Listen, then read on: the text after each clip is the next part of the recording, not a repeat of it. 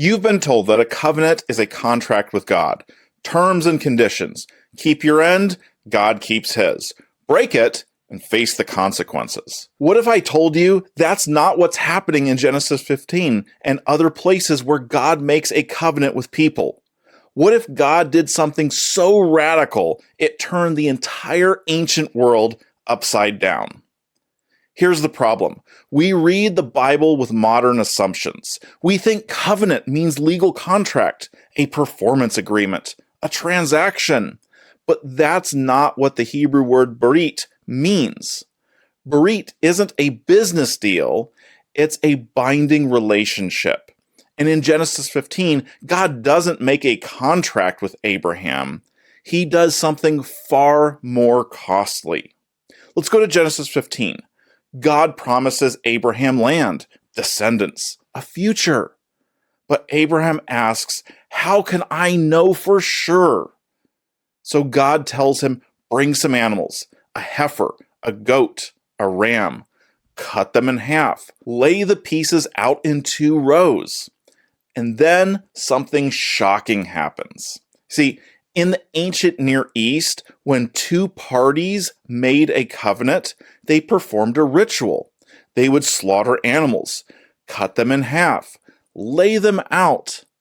Then both parties would walk between the pieces. And as they walked, they were saying without words, if I break this covenant, may what happened to these animals happen to me. It was a self-curse, a blood oath. Both parties bore the risk. Both parties faced the consequences. That's how covenants worked in Abraham's world. Kings made treaties in this way. Nations bound themselves in this way. It wasn't about paperwork, it was about blood, about commitment. So naturally, we'd expect Abraham and God to both walk through, right? But that's not what happens. Genesis 15, verse 12. Abraham falls into a deep sleep. He doesn't walk through the pieces. He can't. And then in verse 17, a smoking oven and a flaming torch passed between these pieces. That's God. The smoking oven, the flaming torch, symbols of his presence. Those same underlying Hebrew words later describe the thunder and lightning when God appears at Mount Sinai. God walks through the pieces alone. Do you understand what this means? God is taking the covenant curse upon himself. He's saying, when you fail, and you will fail, I won't demand your destruction. I'll find a way to save you. This isn't about God being soft on sins. It's about God being committed to the relationship over retribution. Israel eventually became enslaved to idolatry, to foreign powers, to sin itself. And that led to exile, to death, to separation from God. But God didn't abandon the covenant. He kept his Genesis 15 promise.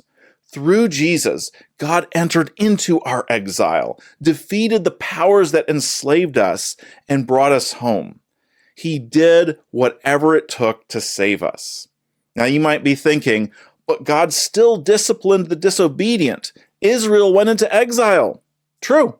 But exile wasn't about God punishing Israel as a means of revenge. It was the consequences of Israel enslaving themselves to foreign gods, to idols.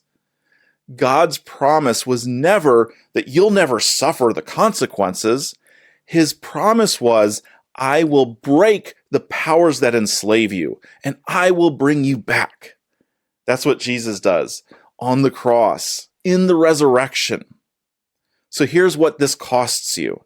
Stop treating your relationship with God like it's a performance contract. You're not earning his love, you are responding to it. When you fail, and you will, don't hide. Don't spiral out of control. God already walked through the curse.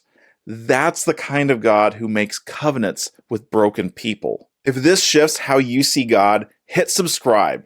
And to go even further, Check the description for the link to sign up for the newsletter where we weekly dig through Scripture and get deeper into covenants and so many more topics from the ancient world.